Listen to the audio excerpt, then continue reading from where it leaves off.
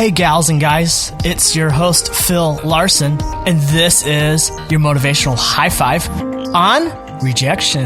Let's do this. Today I have a recording sent to me from David Leonard. He is a retired pastor turned president and CEO of Lisa Leonard Designs. Lisa is his wife. He also has his own company, David Leonard.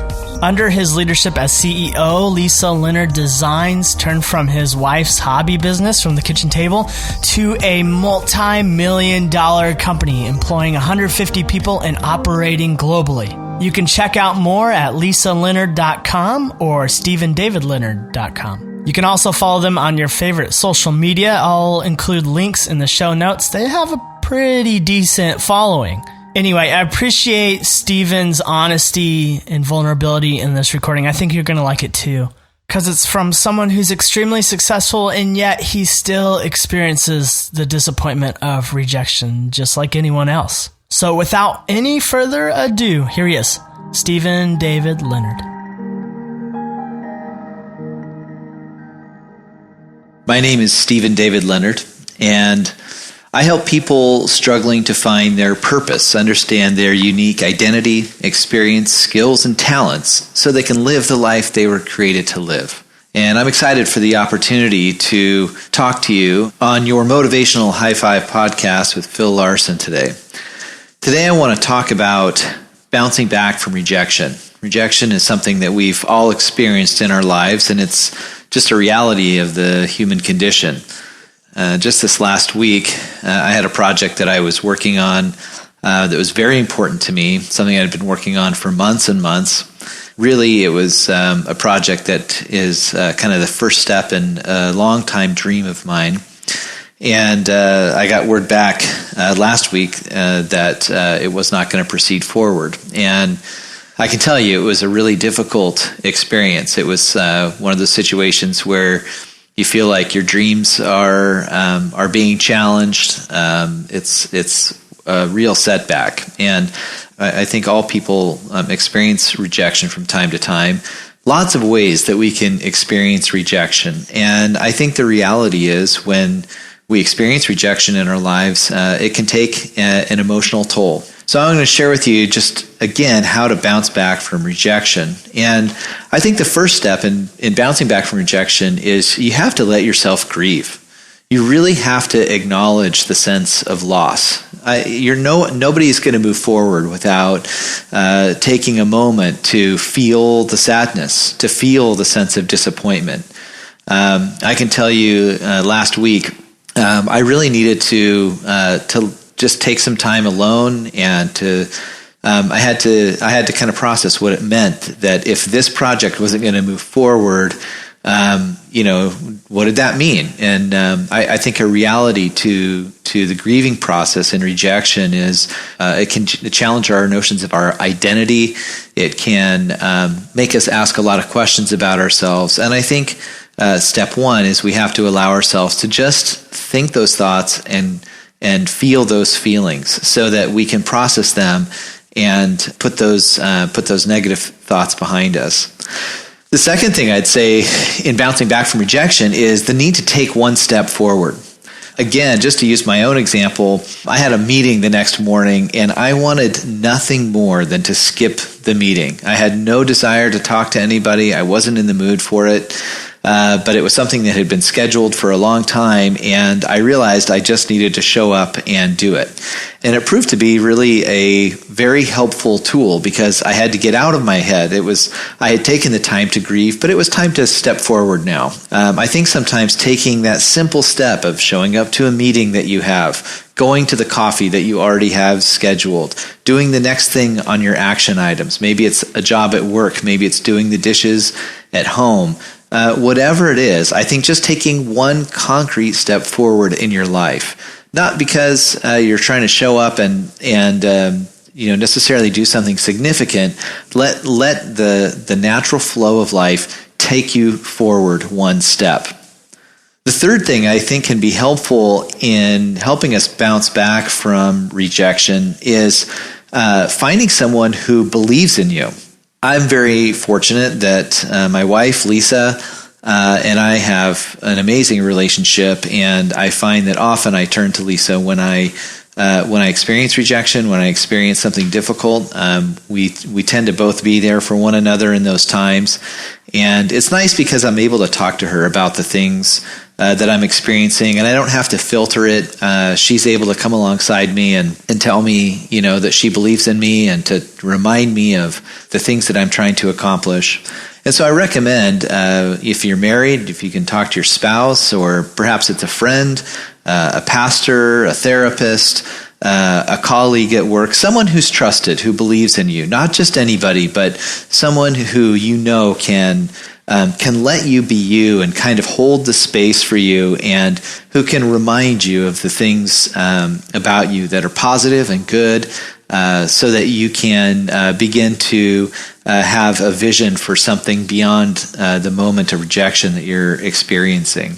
And fourth, when you're ready, I think it's important to take the brutal feedback and let it guide you to a hopeful future. So in my case, after I thought about what I had heard in the rejection, I began to think to myself, so what is this telling me about me? What is this telling me about my approach to this project that's so meaningful to me? And am I prepared to hear that feedback and to incorporate it so that I can actually achieve the goals that I set out to in the first place? I always think about the book From Good to Great, where Jim Collins talks about acknowledging the brutal reality and then setting a plan for a hopeful future. And so in light of that, I went and found some resources that would enable me to be able to recreate a new plan for my project, to address the weaknesses in the project, and to retool it so that perhaps at a future date I can come back and engage that project once again and see it be successful. If we want to bounce back from rejection, I think that these tools can be very helpful and very practical. Thanks again to Phil Larson and your Motivational High Five podcast for the opportunity to share with you ways to bounce back from rejection. I hope that this helps you live the life you're created to live.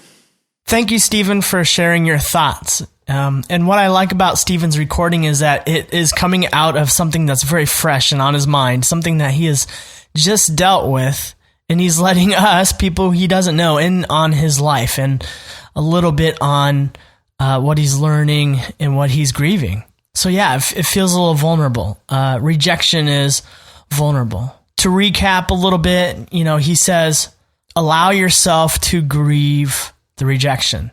And that going there emotionally will help you release its power. Second, he says, move forward, even just a little step. Do something to gain back some forward motion. Third, reach out to someone who has your best interests in mind, that can hear your heart and frustrations and remind you of who you are and who you want to be in all of your goals. And fourth, take the feedback from the rejection and use it to your advantage. Seek out resources and ways of growth and get better. Very practical and very useful. One of the things I like to do sometimes is bring up earlier podcasts that would pair nicely with the current podcast. So if you go back and listen to episode 53, that's on acceptance. Episode 64 is on grief. And way back near the beginning, episode 9, which is actually one of my favorites, is on self-doubt. So if this is fresh in your mind, go back and listen and pick up some more stuff that might be helpful, might be useful. Something I heard just today before coming into work is that rejection, allowing yourself the possibility of rejection, is the healthy way to approach life. Why? Because we are relational beings, and without the threat of rejection, what that means is that we're hiding, is that we're avoiding, is that we're taking the easy way out. We're not taking risks. We're not putting ourselves out there. We are not letting our needs and desires known. So even if, you were rejected and that is hard, you were doing the good work of putting yourself out there. Friends, I hope you hear the encouragement there. That rejection isn't bad. It's hard. But hard things are often very good things. Hard things build muscle. Hard things build perseverance.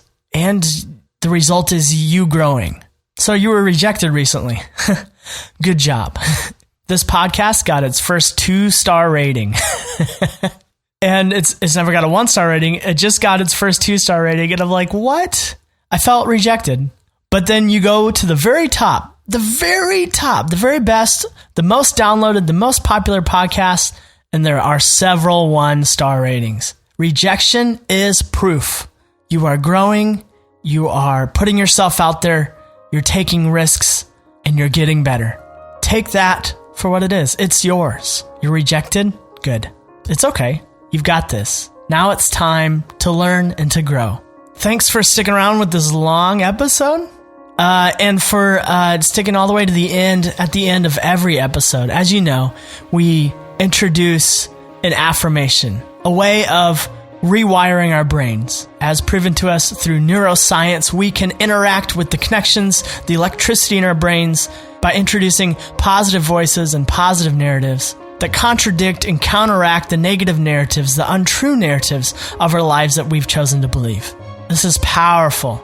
This is maybe my favorite part of the episode. And I do it every time I listen to the podcast. I look at myself in the mirror and I say this thing. So when you find time to do this in your car right now, or in your makeup mirror, or maybe you don't wear makeup, I hear all the time, I get emails all the time. I listen to your podcast as I get ready in the morning. That's awesome. So you have a mirror somewhere, maybe, I hope. Find a reflection of yourself and say this to yourself. Today, I can welcome rejection as a catalyst for personal growth and development.